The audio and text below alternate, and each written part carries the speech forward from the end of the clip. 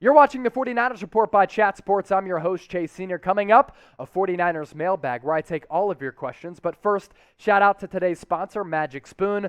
Do you want cereal that is tasty and healthy for you, loaded with quality ingredients and protein? Magic Spoon is your answer. Go to magicspoon.com/49ers Report. You get $5 off your purchase. I'll be sure to put that link in the description as well as the comment section of this video. All of the flavors are great. Try it out using that link. We start off this mailbag with this question coming in from Brandon Aiyuk Truther. He asked this: I know it's risky, but I'd love to see what Kyle Shanahan could do with the quarterback the caliber of Deshaun Watson. Would you pull the trigger on a Watson trade? I think it's really, really risky given the legal situation that has been playing out over the course of months and the legal situation that's still unsolved. 22 civil suits against Watson right now. Now, when you look at the overall player, Deshaun Watson, when he's actually playing, is one of the best quarterbacks in the entire NFL. Last year, his numbers were straight up terrific. This guy is truly elite, a top 5, top 10 quarterback. And I can see why, on-field performance-wise, you would want to make a trade for Deshaun Watson. But is he going to be able to be available for you? Is he going to be able to play? That's the massive question that nobody knows the answer to right now going into the November 2nd NFL trade deadline. So given the legal situation, I would not trade for Deshaun Watson. It's hard to pass up on the talent, but I'm a big fan of Trey Lance, and I think he can be very, very good. So let me ask you this, faithful. Would you trade for Deshaun Watson? Type T for trade, type P for pass. This is also the live poll during our live shows. We go live every Tuesday, 7 o'clock Eastern, 4 o'clock Pacific. Subscribe and join us. Get those votes in. EJ Redemption, should the Niners trade for Marlon Mack? I'd be all for a trade for Marlon Mack. I think he's a really quality back. His numbers in 2019 were very solid. Right now, he's behind the likes of Jonathan Taylor and Nyheim Hines. Jonathan Taylor, in my opinion, one of the best backs in the league, who's been putting up huge numbers this year, averaging more than 5 yards per touch. We saw the caliber of player he is after what he did against San Francisco on Sunday Night Football. Marlon Mack is behind those guys. He's been trying to work with the Colts with the trade. And I think that even if he isn't your starter, and even if you want to continue the development of Elijah Mitchell, Marlon Mack could be a really good backup running back. He'd be really good in Kyle Shanahan's system as well. Alpha Doctor 20, I'm not willing to give up on Lance after one game, even if Deshaun is proven. We spent a lot on Trey. It's not worth it to me to spend even more on Deshaun, especially with the legal situation. And that's kind of where I side. I think Trey Lance has a lot of potential. He's got a lot of athleticism. He's got great arm strength. I thought in the short amount of time that he has played so far, he's displayed a good enough pocket feel, and I like his pocket mobility. I, of course, love the athletic intangibles. If he was ready to play, I think Shanahan would play him. I think it shows that he's not ready to play. Even with that, I'd still play him right now, but I tend to agree with you, Alpha Doctor. $10 super chat from Jeremy Lehman. He's just sending in a super chat just for the sake of sending in a super chat and supporting the channel. Jeremy, you're the man. Because of that, I got to chug a beer. SG Sports Talk channel. Thoughts on George Kittle? I mean, I don't know what you mean there. Thoughts on his injuries? They're very, very frustrating. The last 2 years, he's been injured a lot. Thoughts on him as a player? When he's healthy, he's one of the best tight ends in the league, and he's an all-around tight end who is great as a blocker, great as a pass catcher, and his ability to pick up yards after the catch, it's really, really impressive. But the injuries continue to be a problem, and I worry about his playing style being sustainable over time because of how he plays the game of football. As I mentioned off the top, today's mailbag, it's presented to you by our friends at Magic Spoon. This cereal, it really is life-changing, and it'll sprinkle a little bit of magic into your life. Why is that? Well, it's grain-free, gluten-free, per bowl, under 200 calories, and per serving, 13 to 14 grams of protein, 0 grams of sugar, only 4 grams of net carbs, and you can get $5 off your purchase at checkout by going to magicspoon.com/49ers Report. If you want a cheat code little snack for you, get some Cocoa Magic Spoon, roll it up into some peanut butter balls, throw it in the freezer for 20 minutes. Bang Bang Niner Gang, it's really, really good.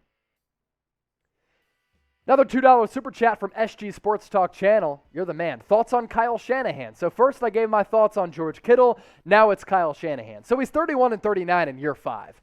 And with a lot of organizations, a head coach and a general manager who have been together since 2017 wouldn't last long with that win-loss record. Now, I think why Kyle Shanahan isn't really firmly entrenched on the hot seat is because he led this team to the Super Bowl 2 years ago, and if he were to get fired, he'd have a job as soon as he left the facility. Now, in the past, I have called Kyle Shanahan a brilliant offensive mind, a genius, an offensive mastermind. He's been anything but that the first 6 weeks of the season. He has to get better, and he has admitted that. I'm going to side with Shanahan, and I have confidence in him that he can turn this around, but through the first 6 games, 4-game losing streak, it's been really, really ugly. There's no question about that.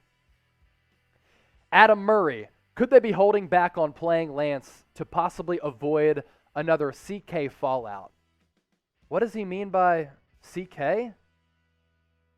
I'm not really sure what you mean by a CK fallout. Colin Kaepernick fallout?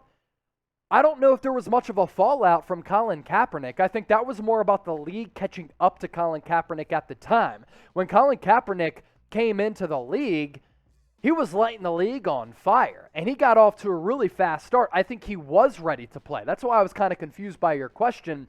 So I don't think they're holding back Lance because of Colin Kaepernick. In fact, I thought Kaepernick was excellent when he got started. It's just that opposing defenses got caught up to him as well as the offense San Francisco was running. Conan Johnston, do you feel the Super Bowl window is fast closing and it unfortunately might be some rough years ahead? If there's one thing I know about the NFL, it's how quickly things can change in the league. It's unbelievable how fast some of these turnarounds happen. Now, the Niners are 2 years removed from making it to the Super Bowl, and last year, they were really haunted by injuries, which really cost them at the end of the day.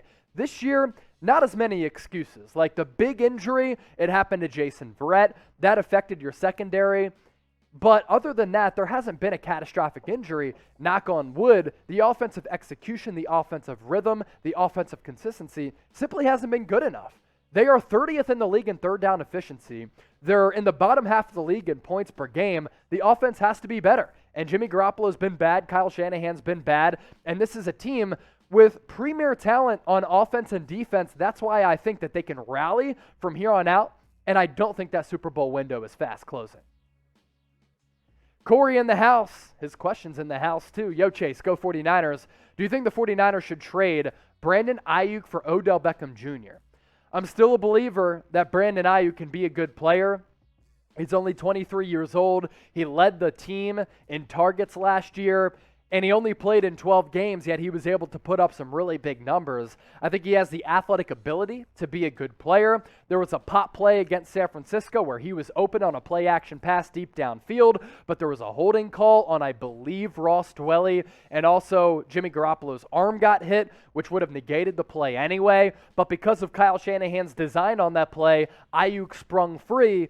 And if he catches that long touchdown pass, are we still talking about him being in the doghouse, being traded? I don't think so. And he's a younger player who's more affordable than OBJ, who's really been banged up over the last couple of years. Here on the 49ers Report, we're bringing you the latest 49ers news and rumors, as well as these mailbags that are a huge component of our live shows as we go live every single Tuesday, 7 o'clock Eastern, 4 o'clock Pacific. So make sure you subscribe and join us. We're almost at 43,000 subscribers as the largest 49ers news and rumors channel on YouTube. So if you haven't already subscribed and you like what you're seeing and you want entertaining and informative 49ers coverage, hit that sub button. My dog, Gamer Dude. Hi, Chase. How was your day? It is very good. You're the GOAT. No, you were the GOAT. What is Mitchell? What? Gamer Dude, what are you saying here? What will Elijah Mitchell get versus the Bears? And are you going to verse Harrison because he is from the Bears Report? So we do have a little bit of a competition. It is Chicago Bears now. We're trying to outlast Chicago Bears now in terms of subscribers. So subscribe to the channel and unsubscribe from Chicago Bears now. My day is going really, really good. I think Elijah Mitchell can have a big day. He had a great day against the Indianapolis Colts. I really like his upside as a running back in Kyle Shanahan's scheme. EJ Redemption, you to GOAT. Thank you. Back-to-back GOAT compliments. My gosh. If Jalen Hurts was healthy, I think the passing attack would be a problem for offenses, but I think we should get OBJ. Ideally, what if you just gave up Jalen Hurts for Odell Beckham Jr.? Wouldn't that be great? No, it's not going to happen because Jalen Hurts in year 3 hasn't played a single snap of regular season football. If he was healthy, would the offense change? Yeah, I'm not sure about that. I would like to see a big-bodied wide receiver on this team in terms of height.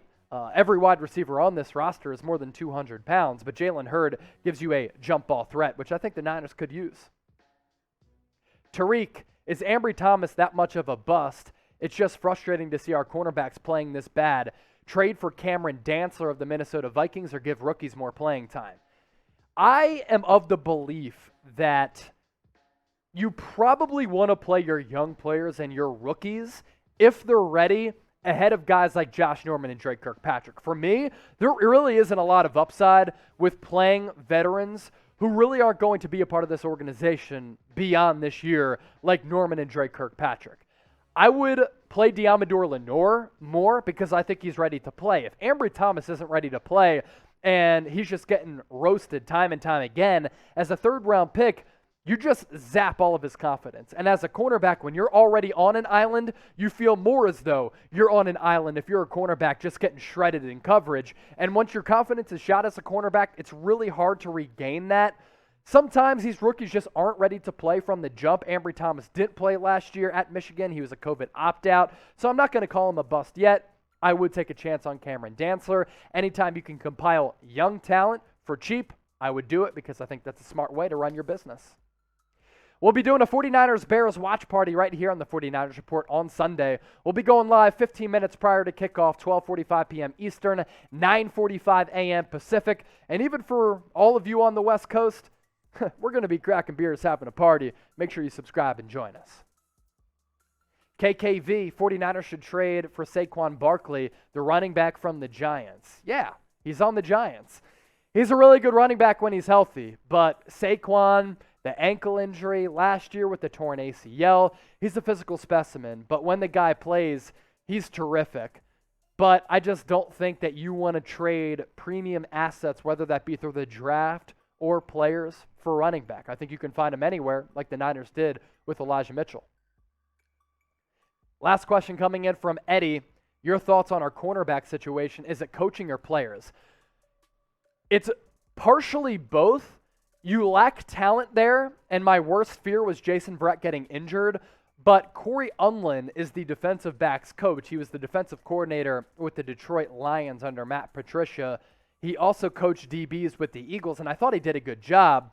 But the reason why I say it's coaching is because no team has more pass interference calls against them than the Niners. They have been flagged so much for PIs, and it's all bad technique. They have good coverage on those wide receivers, but then they just start tackling them when the ball is up in the air. They're not turning their head around to try to make a play on the ball, and they're just running into these wideouts, causing all of these pass interference calls to be issued. So I think that all comes down to coaching. It's really just bad technique.